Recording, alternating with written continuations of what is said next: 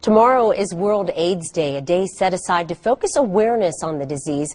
This morning we have a very special guest, Mai Phương Thúy. She is Miss Vietnam and she's an activist. She's traveling around the world to raise AIDS awareness, and back home in Vietnam she's involved with the Mai Tham Center, which works with women affected by AIDS. Thank you so much for joining us.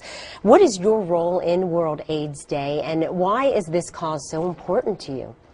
Okay, I am here because I want to participate in the World AIDS Day event held by the Global Community Services Foundation, and our aim is to help the Mai Tham Center to raise money, and the money raised will benefit the Mai Tham Center in providing better services to women and children who are living with or being affected by HIV and AIDS back in Vietnam. Tell me a little bit more about this Mai Tham Center and the people you're trying to help, mainly women and children. Yeah, it is a facility that was founded almost 3 years ago, and it is... and we're looking at photos from the Mai Tham Center. Yes, and its aim is to educate women and children who are abandoned by their families because, you know, like the fear of catching the virus of HIV.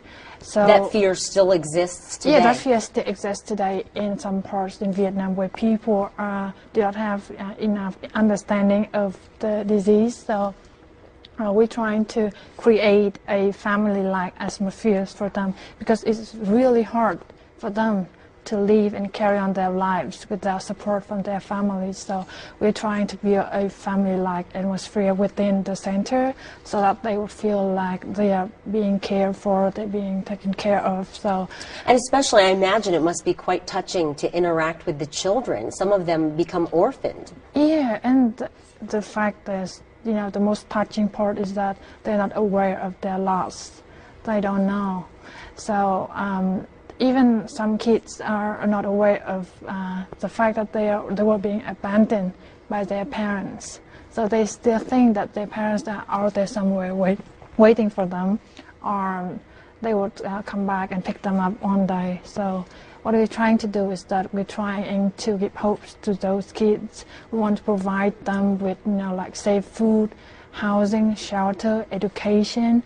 And what we want to do the most is to find their way back to the society, to reunite them with their families. So that's our ultimate goal. I know that so much media attention is paid to the advances, medical advances in treating HIV and AIDS. Do you worry? I know a long time ago people had to take 20 pills, now they take 1 pill, and they're living much longer lives. But do you worry that people might believe that AIDS and HIV is not a big deal anymore? Do you worry that people are complacent about it?